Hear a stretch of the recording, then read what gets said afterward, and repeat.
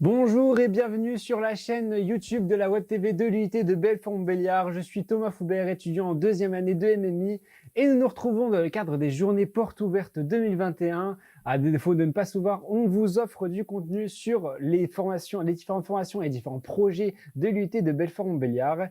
En parlant de projets, nous accueillons aujourd'hui deux étudiants, Émilie Joly, ancienne DUT Carrière Sociale Promo 2019 et licence pro Intervention Sociale Promo 2020. Bonjour Émilie. Bonjour. Non, petit peu de dire bonjour dans le micro, je crois qu'on t'a pas entendu. Bonjour Thomas. Bonjour Émilie, et on accueille aussi Aloïs Bolou, étudiant en deuxième année de DUT MMI. Bonjour Aloïs. Bonjour Thomas. Alors, vous êtes tous les deux des étudiants, anciens ou actuels. Vous avez tous les deux fait de jolis projets, notamment ton projet, Émilie. Donc, tu es jeune diplômée de l'UIT. Tu viens aujourd'hui nous parler d'un projet qui te tient à cœur. Mais avant d'aborder cette aventure, peux-tu nous dire un mot sur ton parcours que tu as fait à l'UIT? Bah oui, il n'y a pas de problème.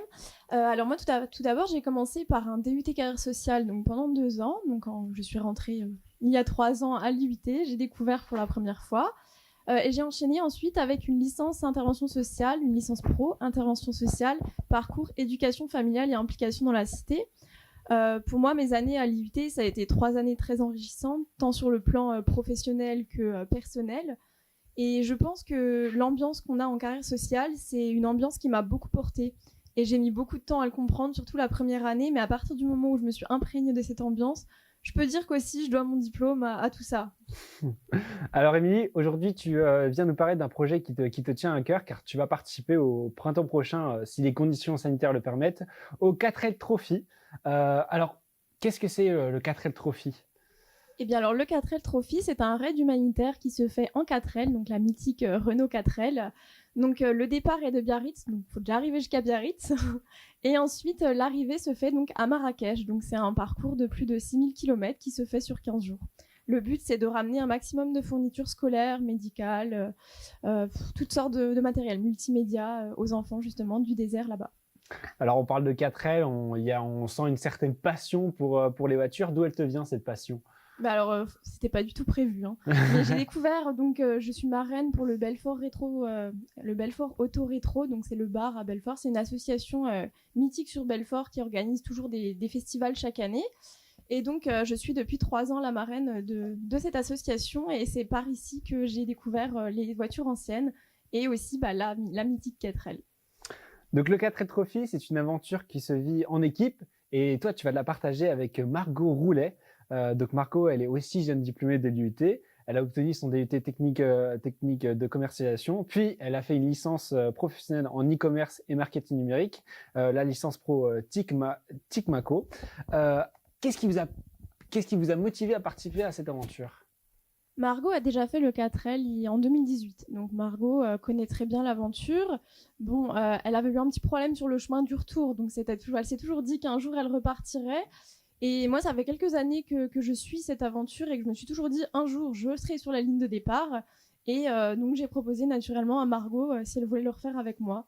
Donc Margot m'a automatiquement poussée. En fait, on s'est un peu poussé les deux. Elle parce qu'elle connaît l'aventure, donc elle sait de quoi elle parle. Et moi parce que je suis encore dans la découverte, dans la préparation. Enfin, on va dire que je suis toute débutante. Donc le 4L Trophy, ce ride, ce n'est pas seulement les 15 jours que vous allez passer dans une 4L, c'est aussi un gros travail en amont.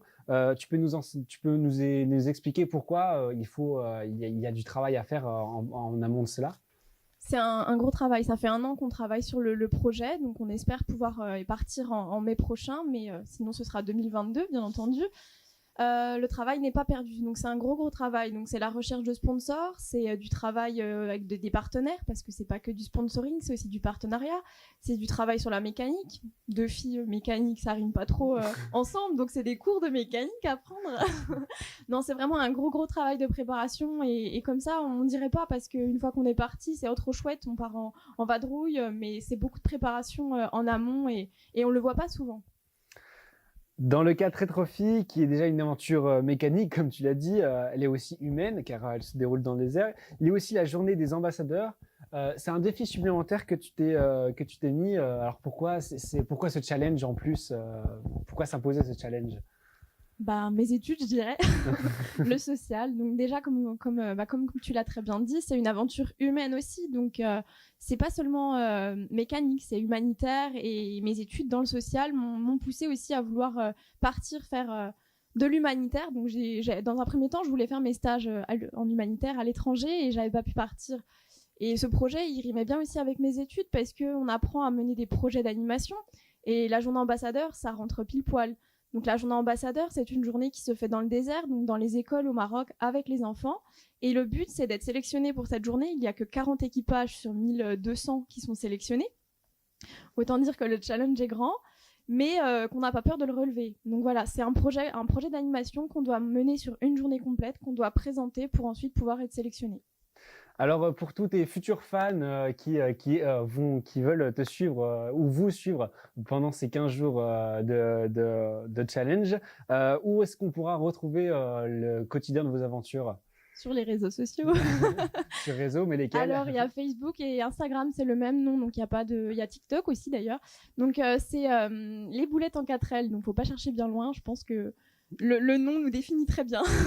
Voilà, les Savage Love en 4L, on a hâte de voir ça. Alors pour terminer, Émilie, quel conseil tu donnerais à des jeunes qui aimeraient aussi s'investir dans cette aventure qu'est le 4L Trophy? 4L Trophy ou autre projet, je pense qu'il est important de pouvoir s'accrocher à ces projets et encore plus en ce moment parce que c'est quelque chose qui nous porte et qui nous pousse à aller de l'avant aussi.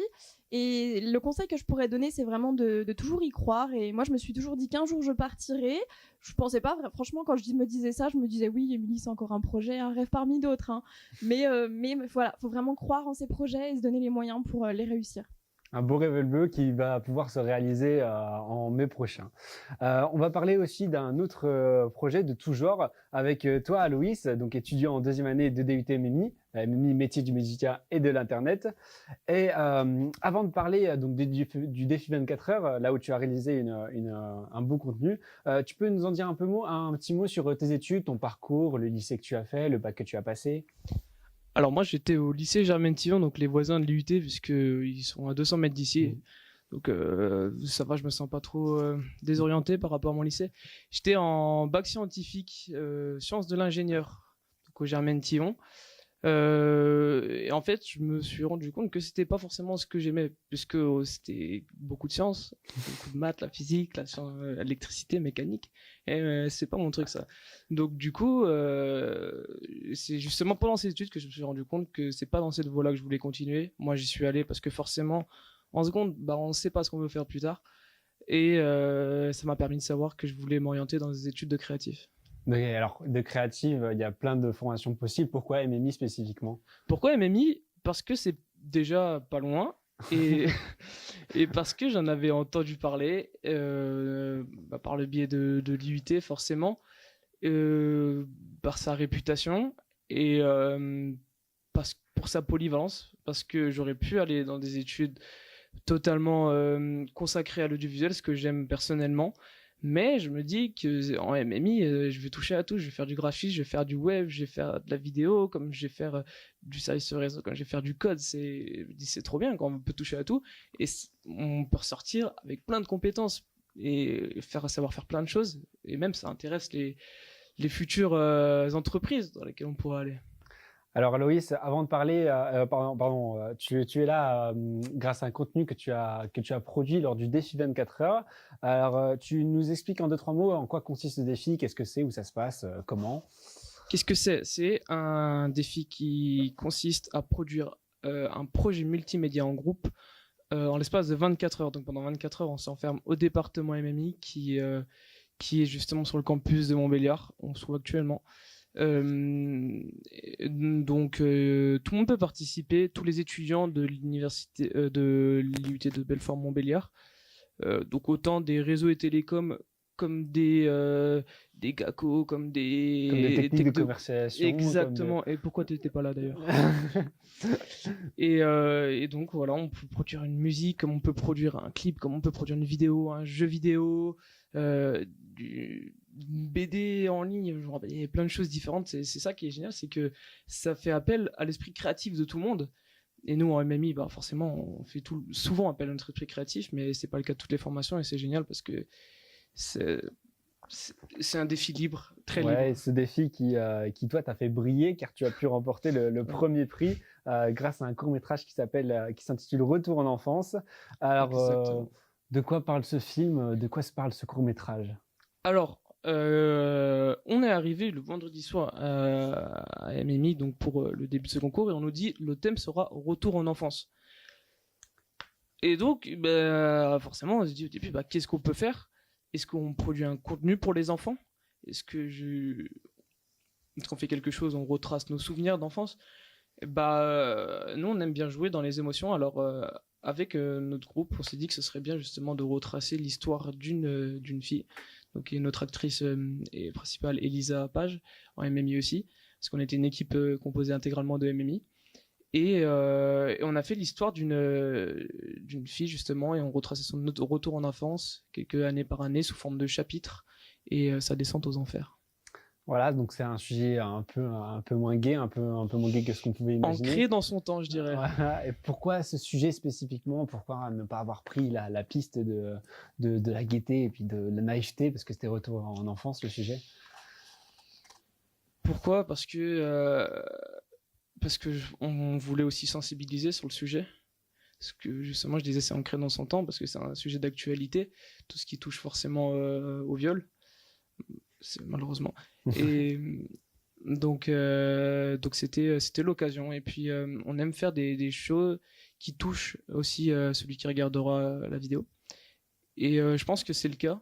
Je pense que j'étais avec des gens qui regardaient la vidéo pour la première fois, ils ont eu des frissons, ou ils sont même mis à pleurer, je pense à ma mère. Et alors, dans ce projet, vous étiez en équipe, une équipe de MMI. Comment vous avez travaillé? Déjà, tu peux citer peut-être le nom de tes camarades et quel était le rôle de chacun aussi dans ce fabuleux projet de 24 heures.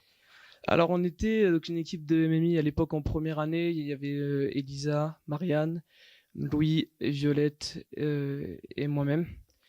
Et on a tous trouvé notre place dans le projet, puisque on avait Elisa qui était notre actrice, on avait Marianne et Elisa c'est leur idée de base, une idée originale, mais ensuite tous ensemble on a créé un scénario pendant que certains écrivaient la voix off, d'autres faisaient le storyboard, donc la préparation des plans, des lieux.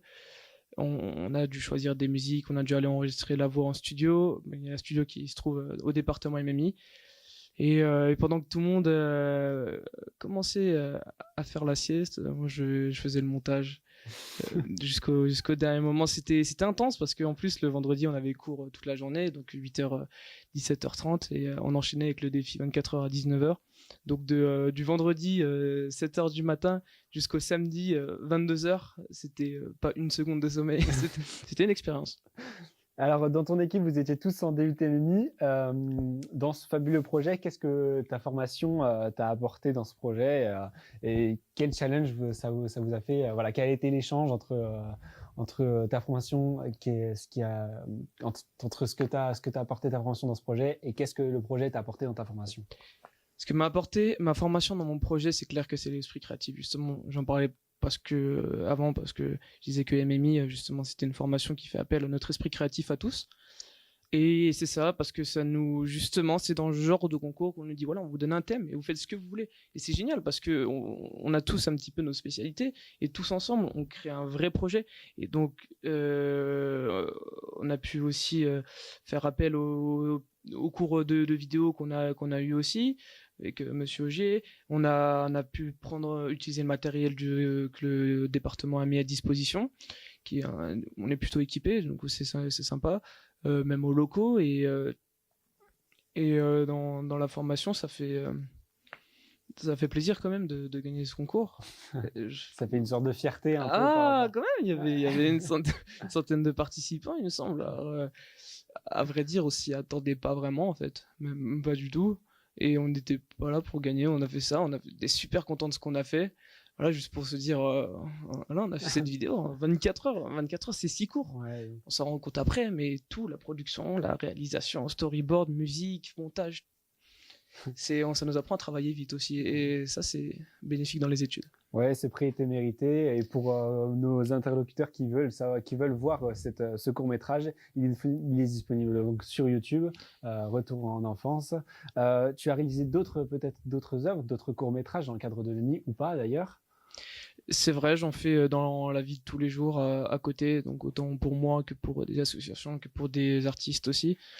Et donc pour Retour en enfance et pour mes autres réalisations, ça peut se retrouver justement sur ma chaîne YouTube, donc Aloïs Bolou, ou alors sur la chaîne YouTube de l'IUT. Justement, il y a des playlists, il y a la playlist MMI, vous pourrez retrouver les vidéos qui ont été réalisées dans le cadre de la formation justement. Tu nous parles beaucoup d'audiovisuel, même si tu as un MMI où il y a plusieurs pôles, il y a la communication, le développement, le design. Mais l'audiovisuel, tu nous en parles plus, c'est vraiment ta passion? C'est ma passion, c'était aussi ce pourquoi je suis allé en MMI, parce que je savais qu'il y en aurait et ça m'a permis de confirmer que c'est ce que je veux faire parce que je pense que plus tard dans la vie, il faut être content de se lever le matin et aller au travail et vivre de sa passion, c'est quand même quelque chose de formidable. Donc ouais, c'est ma passion et j'aimerais en vivre plus tard et j'aimerais pouvoir me dire bah aujourd'hui, je vais travailler, je vais gagner ma vie en faisant ce que j'aime, en kiffant mon métier. Ouais, l'aventure MMI t'a permis de confirmer cette passion. L'aventure MMI, c'est bien dit, j'aime beaucoup. C'est vrai, ça m'a permis donc déjà d'apprendre beaucoup de choses et de me confirmer que voilà, c'est ce que j'aime, c'est là-dedans que je réussis le mieux, c'est ce que je veux faire plus tard. Ouais, cette aventure qui va bientôt se finir parce qu'on va bientôt partir en stage, les deuxièmes années, le 15 mars prochain. D'ailleurs, toi, où est-ce que tu vas en stage? Tu as déjà des pistes? Dans quel milieu? Si c'est la com, le dev ou d'ailleurs l'audiovisuel? Alors, j'ai hésité entre justement l'audiovisuel et la com, puisqu'on peut faire beaucoup d'audiovisuel dans la communication aussi. Et j'ai eu l'opportunité d'être recontacté par Sepia, une entreprise qui se trouve à Strasbourg, justement pour faire, notamment travailler sur des reportages pour Arte, pour France 3, pour des clients, en post-production, en préparation de tournage. Donc, c'était une opportunité, je pense. Donc voilà, pour moi, je redeviens alsacien dès le mois de mars. Et un mot de la fin alors pour les jeunes ou les futurs étudiants, les lycéens en ce moment qui veulent se lancer dans les études de multimédia et dans le domaine du web. Quels conseils tu donnerais à ces étudiants pour qu'ils réussissent dans leur vie professionnelle? Quels conseils je leur donnerais au MMI? À tous les lycéens qui souhaiteraient aller dans le domaine du multimédia dans leurs études ou dans leur vie professionnelle. Faut se lancer. Allez. Je pense qu'il faut pas attendre que l'opportunité vienne à nous. Faut créer sa propre chance. C'est une phrase de Titanic en plus. Il faut créer sa propre chance. Il faut créer sa propre opportunité. Donc attendre qu'on nous dise est-ce que tu veux faire une vidéo pour moi? Non, ne pas attendre justement, mais aller vers les gens. Elle leur dit est-ce que vous voulez une vidéo? C'est d'ailleurs comme ça que j'ai commencé au départ. Et puis ça, c'est une porte qui ouvre d'autres portes. Et au final, tout s'enchaîne. C'est le message que délivrait aussi Émilie dans son projet. Il faut oser, il faut croire en ses projets. On va en rester là sur cette émission. Ce sera le mot de la fin. Merci à vous deux d'être ici sur la Web TV de l'IUT de Belfort-Montbéliard. Merci Thomas. Beaucoup. Merci. Et quant à nous, on se retrouve pour d'autres contenus dans le cadre des journées portes ouvertes sur d'autres départements, d'autres projets avec d'autres étudiants et d'autres invités. Je vous remercie et je vous souhaite une bonne journée. Au revoir.